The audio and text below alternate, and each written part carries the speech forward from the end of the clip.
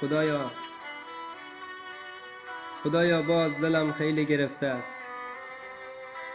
احساس میکنم تمام دنده هایم شکسته است. بعد جوری زده خنجر به پشتم، اونی که براش میمردم. یادم است یه روز به هم میگفت عزیزم اگر تو را یه روز نبینم میمیرم. ولی حالا حاضر نیست من حتی یک لحظه او را ببینم. خدایا اگر او را نبینم میمیرم. خیلی از این روزگار نامرد دلگیرم. خدایا منو ببخش که هر شب پیش تو میگیریم. خدایا منو ببخش که هر شب پیش تو میگیریم.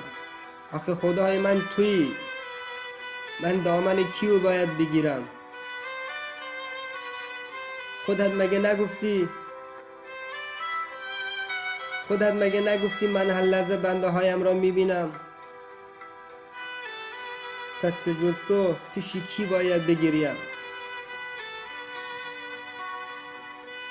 خدایا خسته‌ام از این بنده هایت که دور و برم نشستن، با این نگاه های سردشون بارها دلم را شکستن. همش به فکر یک سوژه خنده.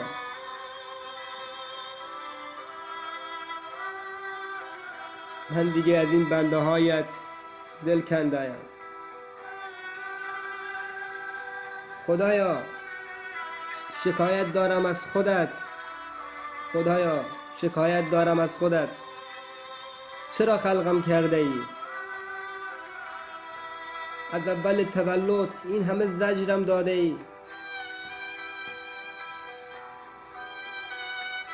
یک قلب کوچک، خدایا یک قلب کوچک این همه دردم داده ای.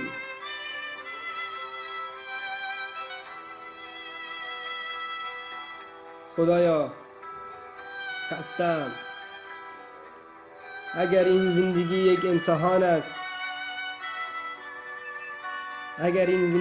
امتحان است منو ببخش خدا.